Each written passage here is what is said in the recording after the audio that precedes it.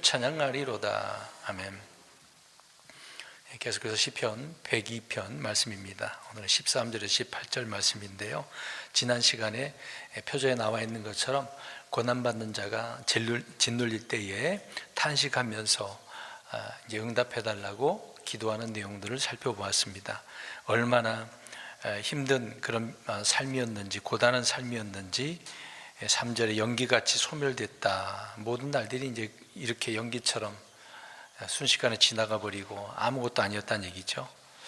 그리고 마음도 시들었고 또 빵 먹는 것도 잊어버릴 만큼 고난이 심각했다라고 합니다. 광야의 펠리컨처럼, 사막의 올빼미처럼 그렇게 살아가는 인생이었다라고 표현하고 있습니다. 이런 이제 시편 기자가 얼마나 괴로웠던 것인지 우리 예수님을 생각해 볼 수가 있겠죠. 오늘은 그 이어서 13절부터 우리가 보게 되어지면 이제 어떤 괴로움보다도 우리 하나님께서 이런 나 자신, 특히 이제 이스라엘 백성들을 어떻게 인도하시고 또 하나님은 어떤 분이셔서 이들에게 어떤 능력을 행사하시는지를 말씀해 주고 있는 것입니다. 몇 구절을 우리가 이렇게 보면서 말씀을 살펴볼 텐데요, 18절 끝부분에 보게 되어지면 다가올 세대 또 창조될 백성이 나옵니다. 이 다가올 세대가 누구고 창조될 백성이 누구냐라고 하는 것입니다. 아무튼 이들은 하나님이 택하신 백성들을 말씀하고 있는 것인데, 하나님이 만드신 백성인 이스라엘 외에 또 다른 하나님의 백성이 창조될 것이다 라고 미리 예언하고 있다라고 하는 겁니다. 성경은 기본적으로 예언서이고, 특히 시편은 예수님에 대해서, 또 그 예수님만 아니라 또 이스라엘 백성들 그들의 이제 환난, 천년왕국, 영원한 때도 설명을 하고 있고, 간혹 가다가 이제 우리 그리스도 이제 교회를 예표하는 그런 내용이 있는 것을 보게 되어집니다. 이제 그런 예언의 성취를 우리가 보면서 주님이 어떤 분이시고 또 주님의 그 행하신 일들을 통해서 하나님 정말 이런 능력이 주다라는 것을 알게 되어집니다. 근데 이 다가올 세대다라고 할 때는 후대를 말하는 것이 아니라 새로운 세대를 이야기합니다. 그냥 이스라엘 역사적으로 흘러가서 그 이후에 어떤 후대를 말하는 게 아니란 얘기예요. 새로운 세대를 이야기하고 있는 겁니다. 예수 그리스도의 세대를 말하고 있는 것인데, 그것이 바로 이제 그리스도인들을 이야기하고 있겠죠. 크리스천들은 예수님으로 인해서 생성된 세대다라고 하는 것입니다. 그러니까 사도 바울이 고린도서에 설명하고 있는 것처럼 유대인이 있고 교회가 있고 이방인이 있다라고 하는 겁니다.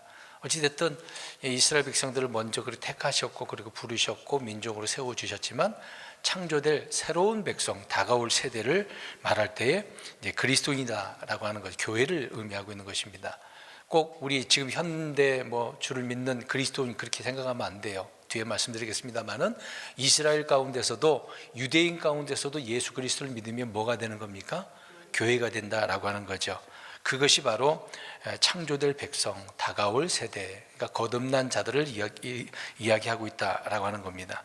시편 78편 4절에도 말씀하고 있고 78편 6절에도 다가올 세대, 태어날 자손들 말씀합니다. 이미 이 내용들은 우리가 과거에 살펴보았기 때문에 궁금하면 그것을 영상을 다시 한번 보면 좋을 것 같아요. 어찌됐든 시편에는 다양하게 그렇게 말씀도 하고 있고요. 시편 22편 30절에 보면 한시 그렇게 나옵니다. 한시, 그 시가 그분을 섬기리니 주께서 그것을 한 세대로 여기시리라, 또 이렇게 말씀이 있습니다. 한시가 따로 창조될 백성이 주님을 섬기는 그 세대가 있다. 그래서 한 세대로 여긴다, 따로 세대가 있다, 그 얘기를 하고 있는 거죠. 앞에서 말씀드린 그런 내용들입니다. 그래서 우리 그리스도인들은 이제 고린도후서 5장 17절에 나와 있는 대로 제가 처음 읽을게요. 그러므로 누구든지 그리스도 안에 있으면 그는 새로운 창조물이라, 옛 것들은 지나갔으니 보라 모든 것이 새롭게 되었도다. 예수 그리스도를 믿고 그리스도 안에 있는 자들은 다 뭐가 됐다고요?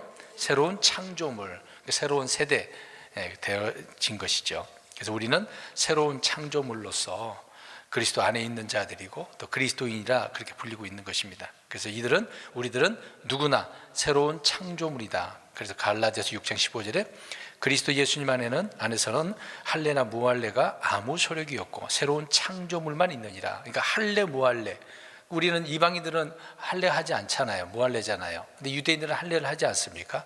그러니까 무할례나 할례나 상관이 없다는 얘기예요. 다 예수 그리스도를 믿으면, 그리스도 안에 있으면 새로운 창조물이다. 이렇게 사도 바울은 이 말씀들을 깨닫고 기록을 해놓으면서 우리에게 우리가 이런 자들이구나 라는 것을 알게 된다는 얘기죠. 그래서 성경은 그리스도인들을 새로운 백성, 새로운 창조물, 새 사람이다 라고 그렇게 일컬어서 말씀합니다. 에베소서 2장 10절에도 우리는 그분의 작품이요 그리스도 예수님 안에서 선한 행위를 하도록 창조된 자들이다 라고 말씀을 하고 있습니다.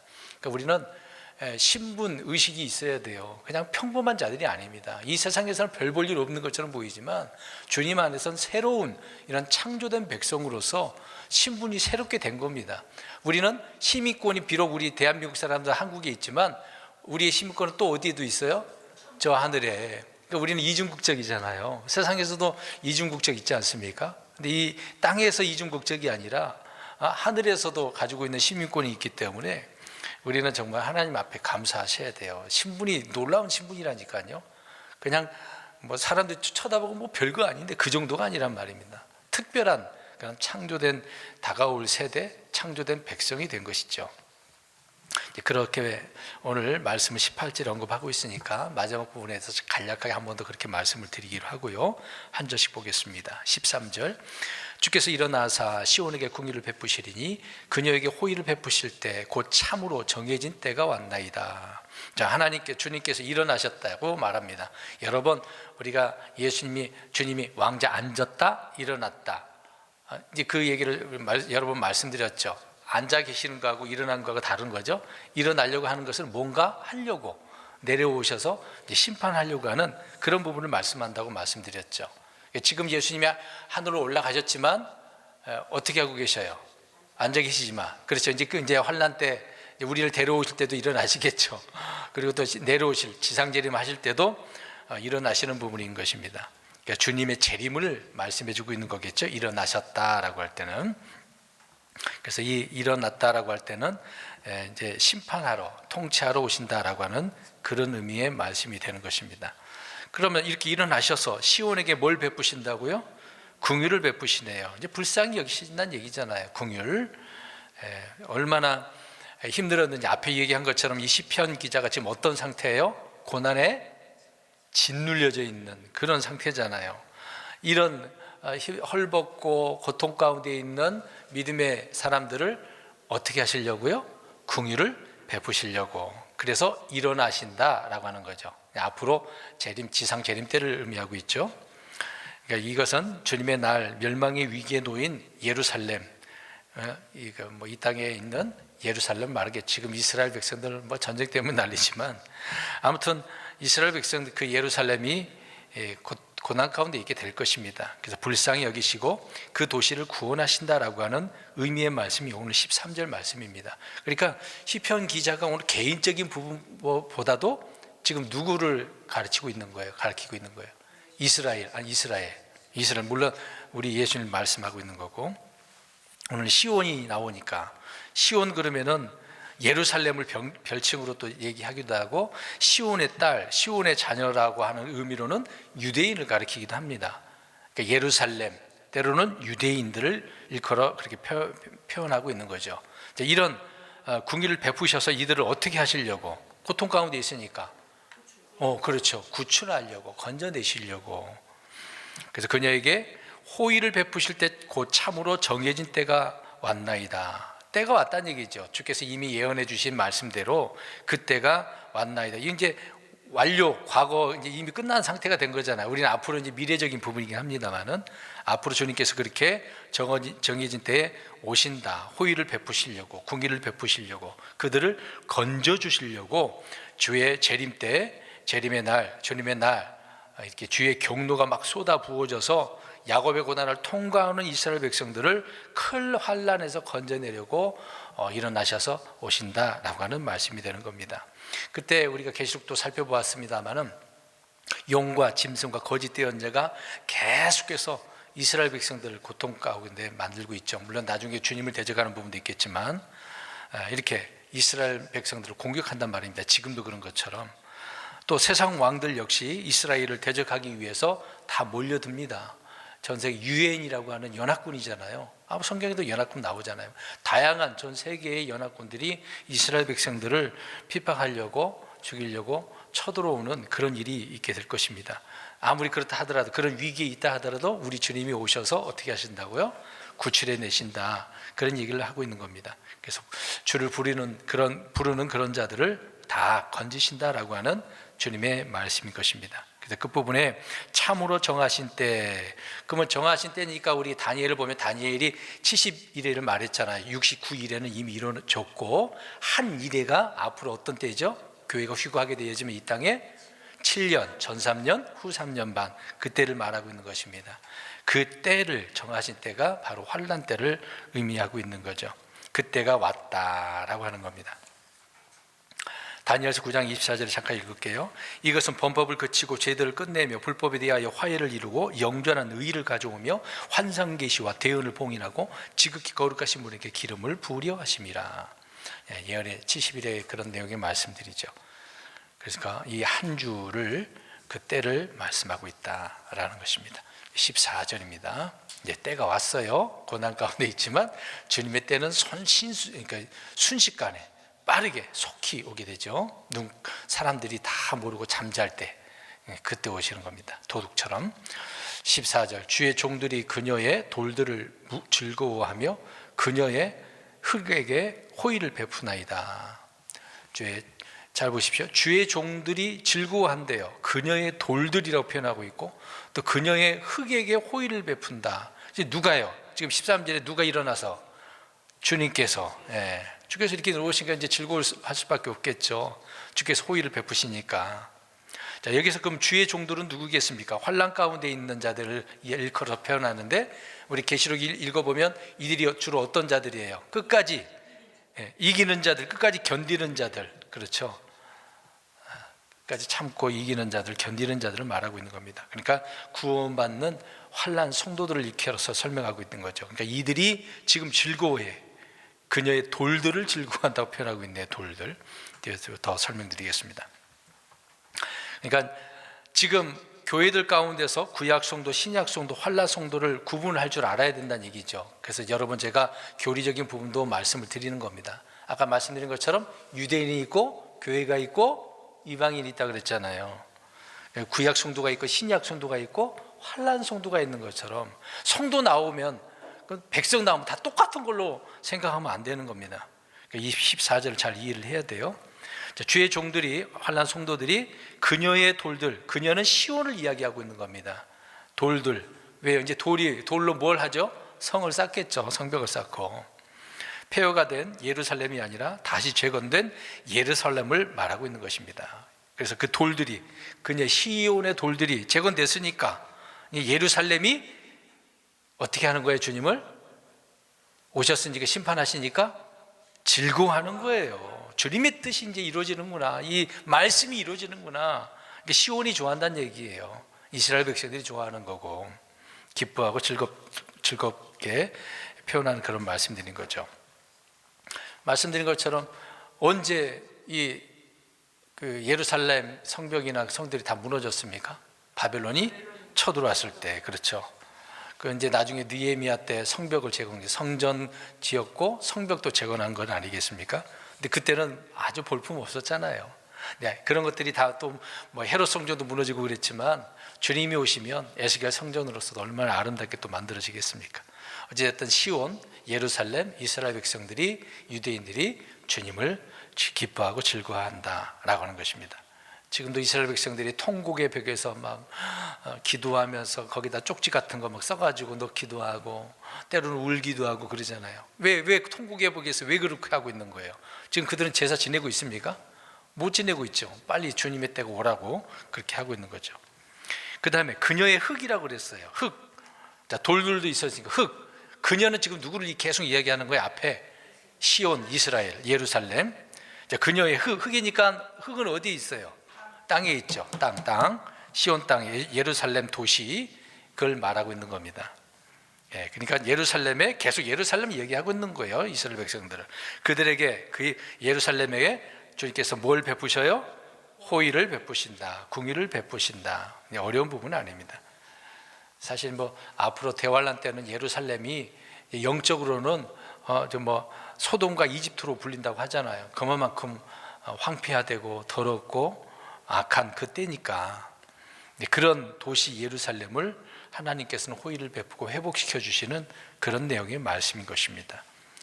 그러니까 얼마나 이렇게 짓눌려서 간절히 기도했더니 주께서 이렇게 응답해 주겠어요. 근데 사실상 응답이 굉장히 오랜 시간이 흘러서 응답하시는 거잖아요, 어떻게 보면. 근데 우리는 영적으로 우리는 받아서 우리 그리스도인들, 근데 당장 응답이 되든 안 되든 하나님 앞에 나의 이 어려움을 고난을 아뢰을 때 하나님은 언젠가 그 기도를 어떻게 해주셔요? 들어주신다는 것만 기억하시면 좋을 것 같습니다. 15절. 이렇게 이 교도들이 주의 이름을 두려워하고 땅의 모든 왕들이 주의 영광을 두려워하리이다. 이제 주께서 오셔서 심판하셨어. 예루살렘이 세워졌어. 이스라엘 백성들이 회복됐어. 그러니까 이제 그 당시에 살아있는 자들이 있겠죠. 살아서 천년왕국에 들어가는 자들이 있지 않겠습니까? 그들이 지금 이교도들이라고 표현하고 있고 땅의 모든 왕들이라고 있습니다. 유대인만 천년왕국에 들어가는 거 아닙니다. 이들이 지금 주님을 두려워한다고 하네요. 두 가지가 두려워할 부분이 있네요. 먼저는 뭡니까? 주의 이름, 그리고 주의 영광. 얼마나 놀랍겠습니까? 그 이름이 구원이고 능력 아닙니까? 이교도들이 두려워하는 것은 재림 이후에, 우리 예수님 지상재림 이후에 다 모여서 벌벌벌 떨면서 주님의 무릎 앞에 굴복당한 상태에서 두려워할 수밖에 없겠죠. 그 당시에 당당히 서가지고 주님 앞에 있을 자는 아무도 없는 것입니다. 근데 지금 사람들은 어떻습니까? 주님을 두려워해요? 안 하죠. 얼마나 교만하면 그러겠습니까? 우리 그리스도인들도 주님을 두려워해야 돼요. 주님의 말씀을 두려워해야 되고, 구원받았다고. 근데 이런 표현, 구원은 따놨으니까, 이런 표현하는 사람들 보면 조금 좀 의심스러워. 얼마나 가볍게 여기며 구원을 따놨다고 그렇게 표현할까요? 얼마나 하나님의 말씀이 가볍게 여겨지는지를 알 수 있습니다. 노아 때, 로세 때 사위들이 어떻게 여겼다고 그랬어요? 농담처럼 것처럼 주님의 선포된 말씀이, 두려운 말씀들이 그렇게 가볍게 여겨지면 그렇다는 얘기죠. 데살로니가 후서 2장 8절에 그 뒤에 저 사악한 자가 드러날 터인데 주께서 자신의 입의 영으로 그를 소멸시키고 친히 오실 때 광채로 그를 멸하시리라. 자, 사악한 자를 주님께서 입의 영으로, 광채로 어떻게 하신대요? 소멸하시고 멸하신다. 주님은 그런 분이거든요. 그 입만 콧김으로도 날라가 자빠질 판인데 말씀 한마디면 끝나는 거 아니겠습니까? 아무리 마귀가 발버둥 쳐도 주님의 말씀 한마디면 끝나는 것이죠. 다른 게 뭐가 있겠습니까? 특히 예수님께서 우리 계시록에 보면 뭘로 다스린다고 그랬어요? 철장으로. 아이언이잖아요. 쇳덩어리잖아요. 그걸로 망치로 그냥 쇳덩어리로 때리면 두개골이 그냥 깨지는 거죠. 산산조각 내신다. 그런 표현들이 얼마나 많습니까?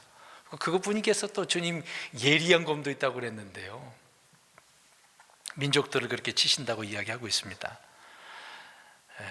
계속해서 15절 보면 또 영광을 두려워하는 때는 주님의 그 재림 때도 마찬가지겠죠. 반복적인 부분이긴 합니다만은 이런 면이 있습니다. 파라오가 이제 요셉이 꿈을 해몽하니까 요셉에게 어떻게 해버렸습니까? 쉽게 보면 반해버렸는데 경배했다고 나와요. 경배했다고, 경의를 표했다고 나옵니다. 느부갓네살도 그렇죠. 다니엘 앞에서 엎드려가고 경배하듯이 그렇습니다. 그러니까 나중에 유대인들이 회복되어지면 이 땅의 왕들이, 이교도들이 와가지고 어떻게 하는 거예요? 경배. 그리고 저와 여러분에게도 경배합니다. 우리 그리스도인들 특별한 거죠. 이스라엘에게도 그런 것처럼 우리에게도 저들이 경배해요. 머리를 숙일 수밖에 없습니다. 신분이 달라진 거예요. 신분이. 그러니까 미리 우리에게 주어진 신분 나중에 누리게 되겠지만 자부심을 가져야 돼. 그리스도인으로서 그 시민권이 하늘에 있는데 미국 가서 그 라이센스 그 카드를 시민권을 따려고 애를 쓰는 사람도 많잖아요. 트럼프가 100억인가요?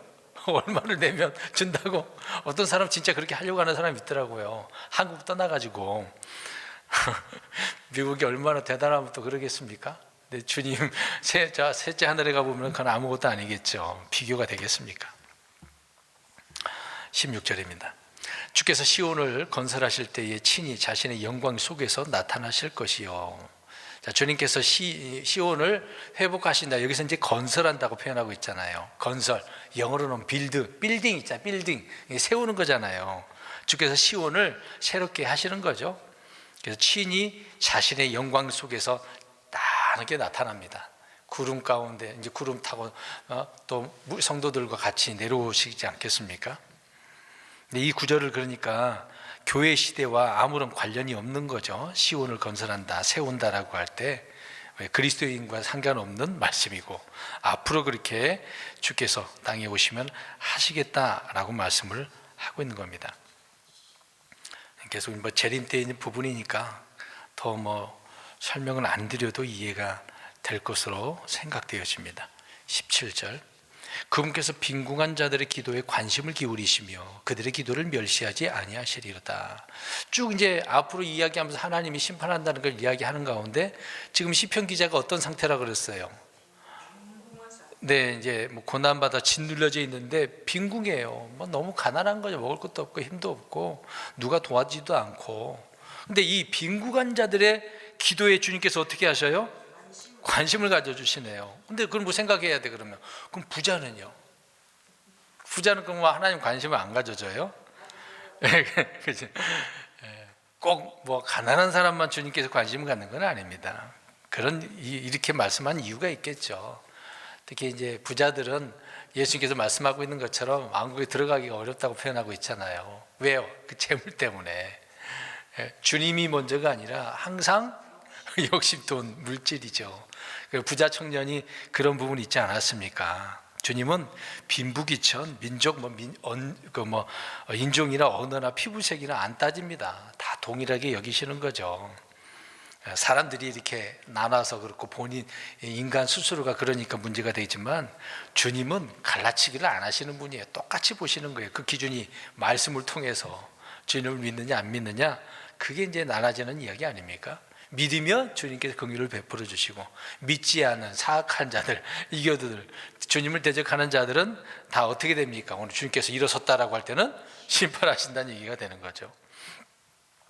근데 보면 또 덧붙여 좀 설명도 드리면, 지금 가난한 자들, 이제 빈궁한 자들이라고 그랬잖아요. 근데 성경 보면은 아브라함은 어때요? 이삭하고 야곱은 어떻습니까? 이들이 부자였어요. 그들의 기도를 하나님 잘 들어주셨잖아요. 또 우리 룻기서에 나오는 룻의 새 남편 누굽니까? 보아스. 보아스도 그 당시에 강력한 자라고 부자였다고 나옵니다. 또 사사들도 다 부자였어요. 강력한 자들이었어요.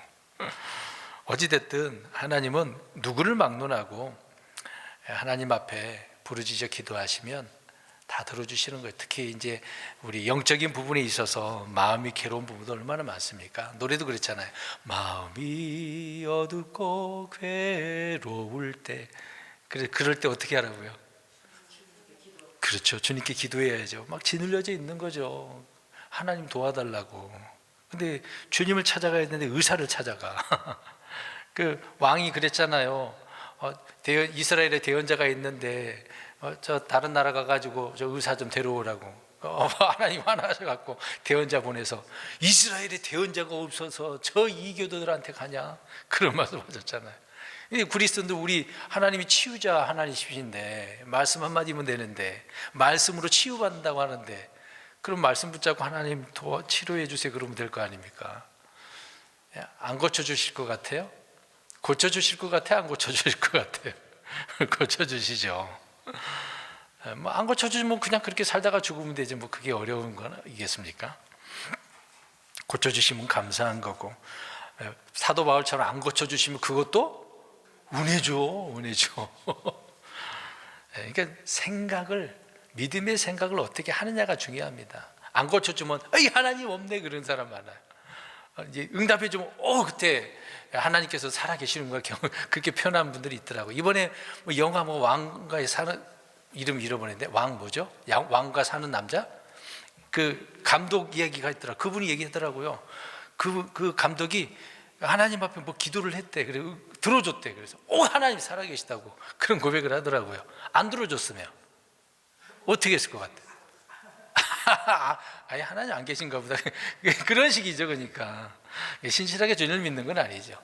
경험상 이제 그런 일을 경험하니까 하나님 살아계시구나 하는 것이지만, 안 들어줘도 하나님 살아계시는 거거든요. 근데 사람들은 그렇게 생각을 안 하니까 잠시 이렇게 말씀을 드렸습니다. 어찌됐든 주님은 외모를 중시하지 않으신 가운데 그 누구라도 하나님 앞에 기도하면 응답해 주시죠. 어찌됐든 지금 이스라엘 백성들이 어떤 상태라는 얘기예요? 환난 때는 왜요? 왜 빈궁할까요? 환난 때 이스라엘 백성들이?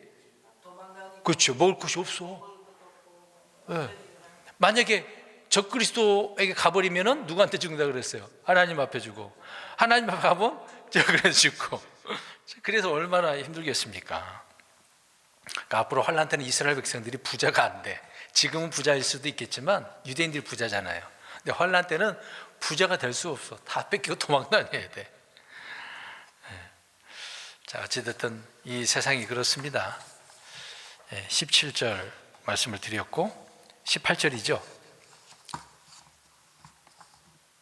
맞나요? 네. 아무튼 그들의 기도를 멸시하지 않으시는 분이죠. 18절, 이것이 다가올 세대를 위해 기록되리니 창조될 백성이 주를 찬양하리로다. 앞에서 말씀드린 것입니다. 자, 여기서 본문에서 말하는 다가올 세대가 바로 새롭게 창조될 백성을 말한다. 뭐 이스라엘 후손들을 이야기하는 게 아니다라고 말씀드렸죠. 예수 그리스도를 믿으면 새로운 창조물이 된 그걸 말하는 거죠. 다시 말해서 영적 출생하면 됩니다. 다시 태어나면 돼요. 뭘로? 성령님을 통해서 또 말씀으로. 그것이 창조될 백성이죠. 자, 우리 순서를 한번 보겠습니다. 에덴 동산에서 이제 물론 그 창조 과정에서 하나님께서 사람을 만드셨어. 뭘로 만드셨어요? 흙으로 사람을 몸뚱이를 먼저 만들었어요. 그 다음에 하나님께서 숨으로 후 불었어. 그 영이잖아요. 숨이 영이. 그래서 뭐가 됐다? 살아있는 혼이 됐어요. 자, 보세요. 몸뚱이, 영, 혼이 그렇게 나오잖아요. 그러면 이제 새 창조된 자들은 어떻게 된 것입니까? 순서가 지금 반대라고 생각하시면 돼요. 반대라고. 성령님을 통해서 영이 태어나고 마음과 생각이 혼이 되는 거잖아요. 새롭게 되는 거고, 그리고 몸의 변화가 일어납니다. 그게 이제 부활이잖아요. 네. 순서가 좀 다르죠. 그러니까 새롭게 창조될 백성은 특별하다고요. 희한하죠? 이런 식으로 성경은 말씀을 하고 있습니다. 어찌됐든 유대인이든 이방인이든 관계없이 다시 태어나지 않으면 다가올 세대 창조될 백성이 아니다라고 하는 거죠. 니고데모가 그러지 않았습니까? 이해를 못하면 어머니 뱃속에 어떻게 하게 다시 들어가야 된다는 식으로. 이해를 못하면 그렇게 되는 것입니다. 그래서 우리는 성령에게서 난 사람, 하나님에게서 난 사람, 예수님을 받아들이는 자가 창조될 백성이다.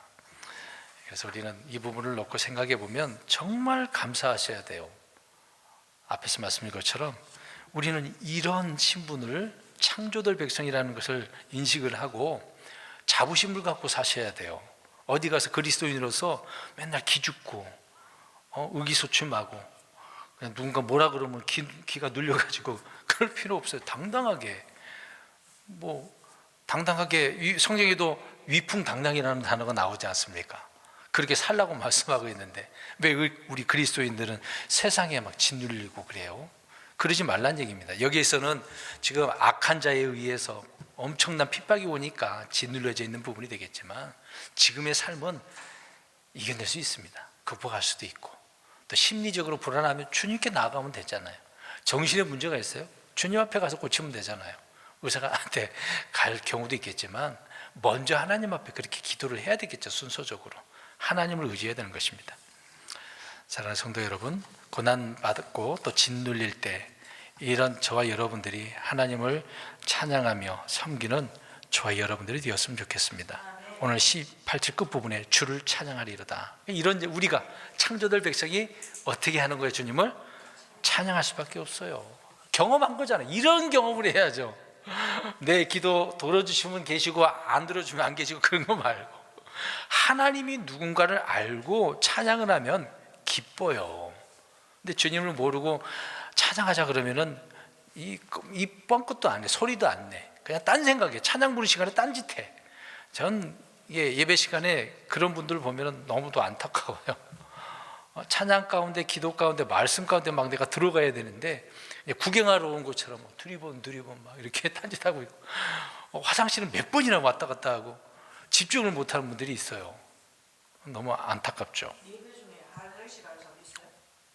뭐 얼마나 급했는지 모르겠습니다만은 자주 일부러 가시는 분도 있어요. 물론 장기적인 문제가 있을 수도 있겠죠. 근데 이제 그게 버릇이 되는 것이니까. 네, 아무튼 우리는 창조될 백성이다라는 것을 기억하고, 힘들고 어렵다 하더라도 늘 주님을 붙잡고 기도할 수 있는 저 여러분 되시길 주의 이름으로 축복합니다.